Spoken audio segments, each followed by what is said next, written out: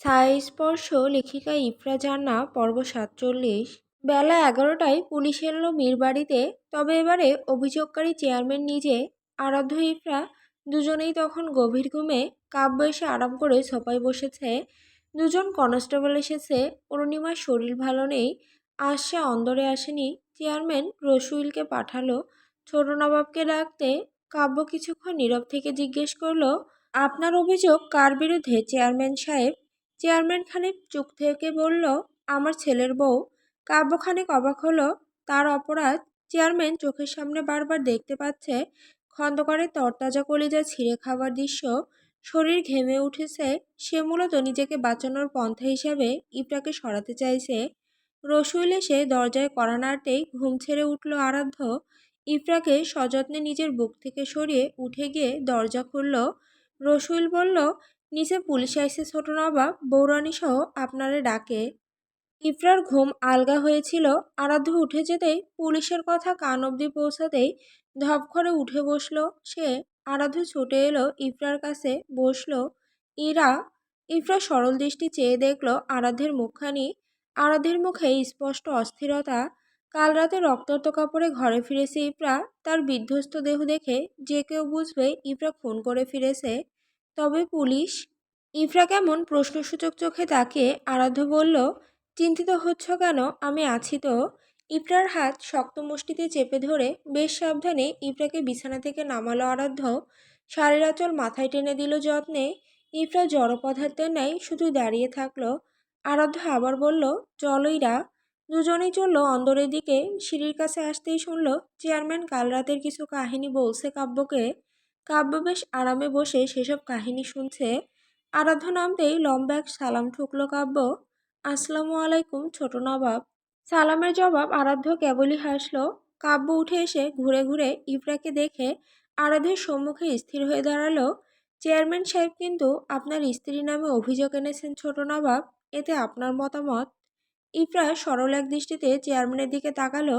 তবে এই শান্ত চোখ জোড়াও যেন চেয়ারম্যানের আত্মা শুকিয়ে দিচ্ছে। আরাধ্য আর চোখে চেয়ারম্যানের শুকনো মুখটা একবার দেখে নিয়ে আবারও কাব্যের দিকে তাকিয়ে প্রশ্ন ছুড়ল, আমার স্ত্রীর অপরাধ? কাব্য নিশ্চিতে চমৎকার হাসল। খুন? আরাধ্য চোখে চোখ মিলিয়ে প্রশ্নসূচকভাবেই তাকিয়ে আছে। কাব্য বলল, খন্দকার সাহেব নিখোঁজ গত রাত থেকে। ওনার দুই ছেলে এসেছিলেন থানায়। তবে ইতিমধ্যে চেয়ারম্যান সাহেব তথ্য দিয়েছেন আপনার স্ত্রী ইফরা জান্নাত তাকে নির্মমভাবে খুন করে কাঁচা কলিজা ফুসফুসে চিবিয়ে খেয়েছে। আরাধ্য তাচ্ছিল্য হাসল। আব্বাজান বলল, আর আপনিও বিশ্বাস করে নিলেন? না করার কারণ? করার প্রমাণ কি অফিসার? চাক্ষুষ সাক্ষী? এবারে আরও গাঢ় হলো আরাধ্যের হাসি। ব্যাস এতটুকু? এতেই কি প্রমাণিত হয় আমার স্ত্রী খুনি? কাব্য বোধহয় ভরকালো, সাথে চেয়ারম্যান নিজেও। আরাধ্য চেয়ারম্যানের দিকে তাকিয়ে খানিক ঠোঁট বাঁকিয়ে হেসে বলল, অভিযোগকারীকে জিজ্ঞেস করুন অফিসার, কাল রাতে তিনি কোথায় দেখেছেন আমার স্ত্রীকে খুন করতে। চেয়ারম্যান এগিয়ে এলো। খন্দকার বাড়ির সামনে বড় জঙ্গলের ওখানেই এই মেয়ে খন্দকারকে খুন করে মর্ডিতদেহ ফেলে এসেছে। আরাধ্য চেয়ারম্যানের মুখোমুখি হয়ে দাঁড়ালো। আপনি নিশ্চিত আব্বাজান লাশ ওখানেই ফেলে এসেছে? আমি নিজ চোখে দেখেছি। এই মেয়ে ঠিক কতটা নির্মমভাবে খুন করেছে খন্দকারকে, সাথে কলিজা চিবিয়ে খেয়েছে। আরাধ্য একটু ভাবুক হয়ে বলল, রাত ঠিক কয়টা নাগাদ আব্বা? সঠিক মনে নেই, তবে রাতের শেষ প্রহর। আরাধ্য আবার প্রশ্ন করল, এত রাতে ওই জঙ্গলে আপনার কি কাজ? চেয়ারম্যান একবার শুষ্ক ঢোক গিলল। আরাধ্য বুঝলো লোকটা কাবু হয়েছে। কাব্য জিজ্ঞেস করলো, কি হলো বলুন চেয়ারম্যান সাহেব, অত রাতে আপনি জঙ্গলে কি করছিলেন? চেয়ারম্যান একটু দম নিয়ে বলল, শেষ রাত্রে পানির তৃষ্ণা পেয়েছিল। পানি খেতে উঠতেই নূপুরের শব্দ শুনি। তখন দেখি এই মেয়ে একটা মোমবাতি হাতে বাসা থেকে বের হচ্ছে, পিছু নিয়েছিলাম। এবারে উচ্চস্বরে হেসে উঠল আরাধ্য। খুন করলে নিশ্চয়ই কেউ নূপুর পরে হেঁটে হেঁটে জানিয়ে যাবে না, তাই না অফিসার? কাব্যের মনে হলো সে গোলকে পড়ছে। আরাধ্য আবার বলল, আপনার সাক্ষী দুর্বল অফিসার। চেয়ারম্যান কড়া কণ্ঠে প্রতিবাদ করল, কি বলতে চাইছো ফারহান? আমি পাগলের প্রলেপ বকছি? আমি ভুল বলছি? হতেই পারে। চেয়ারম্যান জিভ দিয়ে মারি আটকালেন। এতে আমার লাভ? আমার স্ত্রীকে অপছন্দ করা? চেয়ারম্যানের বুকে ব্যথা অনুভব করলো। খানিক বুকে হাত দিয়ে খানিকটা পিছিয়ে যেতে নিলে কাব্য ধরে ফেললো তাকে। সযত্নে নিয়ে গিয়ে সোফাতে বসালো। আপনি ঠিক আছেন চেয়ারম্যান সাহেব? চেয়ারম্যান খানিক মায়াদৃষ্টিতে দেখল কাব্যকে। এর মাঝে আরাধ্য বলল, ফিরে যান অফিসার, তদন্ত রিপোর্ট নিয়ে তবেই আসুন আমার সহধর্মিণীকে ধরতে, নয়তো মীরবাড়ির বৌরানীর সামান্যতম অসম্মান এই ফারহান ফাইয়াজ আরাধ্য সইবে না। মানহানির মামলা করব আমি। আগে নিজের পিঠ তো বাঁচান মিস্টার আরাধ্য, তারপর না হয় স্ত্রীকে বাঁচাবেন। সদর দিয়ে প্রবেশকৃত একটা গম্ভীর পুরুষ কণ্ঠ ভেসে এলো, তবে কণ্ঠটা আরাধ্যের ভীষণ চেনা। আরাধ্য ঘাড় কাত করে দরজার দিকে তাকাতেই দেখল নুরুজ্জামান পুলিশের পোশাকে হাজির। তার পাশেই লেজ নাড়াতে নাড়াতে আসছে লেজবিহীন হনুমান মাতব্বর। কাব্য অবাক চোখে তাকিয়ে আছে নুরুজ্জামানের দিকে। নুরুজ্জামান এগিয়ে এলো, আপনাদের দুই ভাইয়ের এই লোক দেখানো চোর পুলিশ আর কতদিন চালাবেন আরাধ্য সাহেব? আরাধ্য নিশ্চুপ। কাব্য জিজ্ঞেস করলো, কে আপনি? নুরুজ্জামান ঘাড়টা একটু বাঁকিয়ে আরাধ্যের দিকে তাকালো। আমি কে ছোট নবাব? তাদের বলুন আমি আপনার কর্মী নুরুজ্জামান। নুরুজ্জামান হেসে উঠল, উহু উহু, আমি আইনের লোক, স্পেশাল ব্রাঞ্চের অনাকাঙ্ক্ষিত একজন অফিসার নাহিদুল হাসান। সঙ্গে সঙ্গে সালাম ঠুকলো কাব্য। কিছুটা পিছিয়ে গিয়ে দাঁড়িয়ে স্যার বলে উঠল। নাহিদুল হাসল। হয়েছে হয়েছে কাব্য সাহেব, এত ফর্মালিটিস করার প্রয়োজন নেই। এখন প্রয়োজন আপনাদের দুজনে জেলে যাওয়া। নাহিদুল কালো রঙের একটা ফাইল বের করে দেখিয়ে বলল, মীর আরাধ্য, আপনাকে অ্যারেস্ট করার অনুমতি উপরমহল দিয়েছে। কালো ব্যবসা, ড্রাগ স্মাগলিং, এমনকি মানবদেহের বিভিন্ন অঙ্গ প্রত্যঙ্গ দেশে বিদেশে পাচারের অভিযোগ এসেছে আপনার নামে।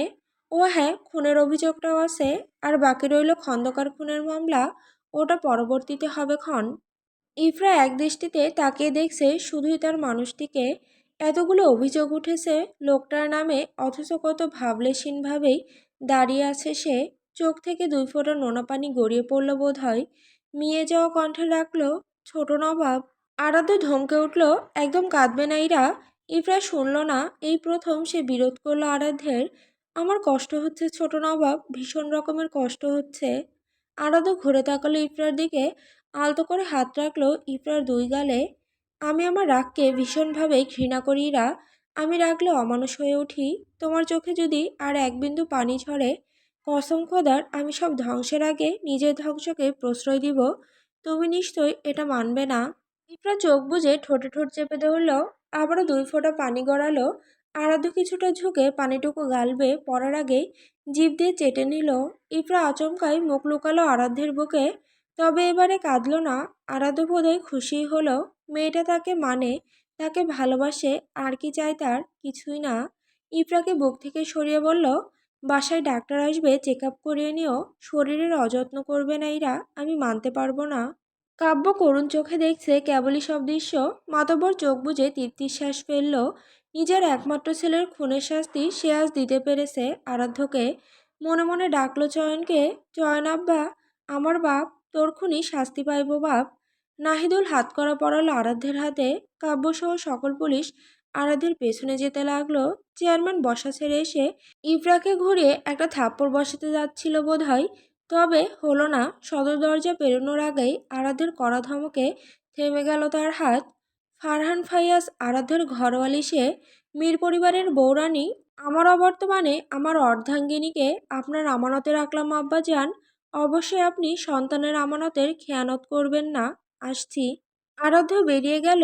ভঙ্গুর হৃদয় দুপা পিছিয়ে গেল চেয়ারম্যান। পড়তে নিলেই তাকে ধরে ফেলল ইফরা। চেয়ারম্যান করুণ চোখে দেখল মেয়েটাকে। মীরবাড়িতে ডাক্তার এলো বিকাল শেষের দিকে। ইফরা তখন জায়নামাজে বসে মোনাজাত করছিল। ওই বান্দার জন্যে কেঁদেছে মেয়েটা, গালের ওপর পানি শুকিয়ে যাবার দাগ। সময়টা তখন মাগরিবের আগ মুহূর্ত। একজন মহিলা ডাক্তার নিয়ে ঘরে এলেন অরুণিমা। ইফরা জায়নামাজ রেখে খাটে এসে বসলো। ডাক্তার তাবাসসুম টুকিটাকি খানিক চেক আপ করলেন। এরপর ইফরাকে ইনিয়ে বিনিয়ে অনেক প্রশ্ন করলেন। প্রেশার একদম নেই বললেই চলে। মানহা রাইসা দুজনে এসে হাজির হলো ঘরে। ইফরা দেখলো রাইসার চেহারার অবনতি হয়েছে। চেহারা লাবণ্য হারিয়েছে মেয়েটা। তবে উল্টো দিকে মানহার চেহারার উজ্জ্বলতার কারণ কি? সে কি আরাধ্যকে ভুলতে পেরেছে? নিজেকে সামলে তুলেছে সব ঝামেলা থেকে। হবে হয়তো। এক ক্ষত কতকাল আর কাঁচা থাকবে। ডাক্তার তাবাসসুম একটু পানি চাইলেন। অরুণিমা পিছনে তাকাতেই রাইসা পানি আনতে গেল। অরুণিমা একদম নিকটে এসে বসল ইফরার। প্রশ্নসূচক দৃষ্টিতে তাকালো ডাক্তারের দিকে। ডাক্তার তাবাসসুম বলল, খুশির সংবাদ রয়েছে গিন্নিমা, উৎসব করুন। অরুণিমার মুখে হাসি রেখা ফুটে উঠল। তবে মানহার এসব মাথায় ঢুকছে না। সে অবুঝের মতোই বলল, কি খুশির সংবাদ? ডাক্তার তাবাস্সুম বলল, মীর বাড়ির উত্তরাধিকার আসছে। ক্ষণিকেই অমাবস্যা নেমে এলো মানহার মুখে। বুকে বাম দিকে চিনচিনে ব্যথাটা যেন আবারও বাড়ল। অসহায় এক দৃষ্টিতে ইফরার দিকে তাকিয়ে থাকলো সে। ইফরা কিছু একটা আন্দাজ করছে। আবারও দীর্ঘশ্বাস ফেলল। রাইসা এলো কয়েকটা মিষ্টির সাথে এক গ্লাস পানি নিয়ে। সে শুধুই পানি আর ফল এনেছিল, তবে খুশির সংবাদ শুনে আবারও মিষ্টি এনেছে। ডাক্তার তাবাস্সুম বললেন, শীঘ্রই বৌমাকে নিয়ে হাসপাতালে আসবেন গিন্নিমা। একটা মিষ্টি মুখে দিয়ে পানি পান করলো ডাক্তার তাবাস্সুম। এখন তবে আসছি আমি। অরুণিমা ডাক্তার তাবাস্সুমকে বিদায় দিতে চললেন। রায়সা এসেছিল ইফরার কাছে কিছু প্রয়োজন কিনা জিজ্ঞেস করতে। ইফরা কিছু বলেনি। এক এক করে সকলেই চলল ঘর ছেড়ে। মানহা গেল না। ইফরা জিজ্ঞেস করলো, কিছু বলবে বুবু? মানহা এগিয়ে এসে বসলো। একটুখানি তাকিয়ে থেকে বলল, তবে শেষবেলায় এসে নির্হারা পাখিটাও কারো আশ্রয়ে রাত্রি যাপন করল। অতপর সে ঘরেও পরবর্তী প্রজন্ম আবির্ভাব ঘটল। ইফরা শান্ত চোখে চেয়ে থেকে বলল, এটাই তো প্রকৃতির নিয়ম। মানহা চোখে চোখ মেলালো। বলছো? হুম। মানহা তাচ্ছিল্য হাসলো। সে ঘর বাঁধার মানুষ ছিল না মেয়ে। বেঁধেছে তো 9টা মাস সংসারও করলো। মানহা উত্তর করল না। ইফরা বলল, সে ভালোবাসার ঘৃণার মানুষ, তবুও বাধ্য করলো আমাকে ভালোবাসতে। আমিও স্বার্থপর হয়ে একখান ঘরের লোভে পড়লাম। অতপর আমি তাকে আর ঘৃণায় রাখতে পারলাম না। ভালোবেসে ফেললে? বাসলাম তো। মানহা আবারও চুপসে গেল। একটুখানি নীরবতা কাটলো দুজনের মাঝে। ভাগ্য আমায় কি দিল বলতে পারো বৌরানী? ইফরা দীর্ঘশ্বাস ফেলল। যেটা ভাগ্যে নেই তার উপর আবার অভিযোগ কেন বুবু? মানহা দৃষ্টি সরালো। তাকে নির্দোষ বলতে চাইছো? সে নির্দোষ বুবু। সে তো তোমাকে চায়নি, তুমি তাকে চেয়েছো। অবশ্যই তোমার উচিত ছিল তাকে তোমার মোহে বাঁধা। মানহা ভ্রুকুচকে নিল। বাঁধতে চাইনি বলতে চাইছো? ইফরা মাথা ঝাঁকালো। হুম, বাঁধতে পারোনি বলছি। বিরোধ করছো? ইফরা হাসলো। একটুও না। যেটা আমার সেটার জন্য বিরোধের প্রয়োজন নেই। তুমি চেষ্টা করে নাও তাকে। যদি সে তোমার হয় আমি সরে দাঁড়াবো। ইফরা উঠে দাঁড়ালো। হেঁটে গিয়ে বেলকনিতে দাঁড়ালো। মানহা সেদিকে পা বাড়িয়ে বলল, এটা কি বউরানীর উদারতা? একদম নয়। তবে কি নাম দিবে এটার? সুখ। মানহার কপালে ভাঁজ ফুটল। সুখ। ইফরা রেলিংয়ে গা ঘেঁষে দাঁড়ালো। সবার বিরুদ্ধে গিয়ে ভালোবাসবো এত বড় দুঃসাহস আমার নেই। আমি খাঁচায় বন্দি পাখিকে ভালোবাসি না, তাকে মায়া করি। মায়া করি এই জন্যই যে বন্দি পাখি ছাড়া পেলে কখনোই খাঁচার মায়া করে না। তার মুক্ত পাখি কখনো মায়াতেই থাকে না। মূলত যে পাখি সারাদিন উড়ে শেষে সন্ধ্যায় বাসায় ফিরে তাকেই ভালোবাসি। বড় কঠিন ব্যাখ্যা। মস্তিষ্কের এই সমীকরণ বোঝা কঠিন। ইফরা মুচকি হাসল। তবে এটা তাচ্ছিল্যের। মানহা বলল, তোমার হাসি সুন্দর বৌরানী। কি জানি আজকাল তো মুগ্ধ করার ক্ষমতা হারিয়েছি। এখন যা হচ্ছে সব বিষাদের খেলা। মানহা আকাশের দিকে তাকিয়ে থাকলো। অনুভূতি বেশি হলে দুঃখটাও বেশি হয়। তবে কি অনুভূতি শূন্য হতে বলছো? বলছি না, তবে নিজেকে দেখে অনুভব করছি আবেগী হলেই পৃথিবী কাঁদায়, ভাগ্য ধোঁকা দেয়। পৃথিবীর বুকে দুঃখ ব্যতীত কেউ চিরস্থায়ী নয়। দুঃখের স্বাদ থাকলেই না সুখ মিষ্টি লাগবে। তবে কি প্রেমকে দুঃখ নাম দিব? ইফরা মাথা ঝাঁকালো। হুম। তবে বিরহ ডাকো। দুজনের মাঝে আরো খানিকটা সময় নীরবে কাটলো। মাগরিবের আজান পড়ছে চারিদিকে। মানহা ঘরে চলে এলো। ইফরা বেলকনি থেকে এসে অজু দিয়ে নামাজে বসলো।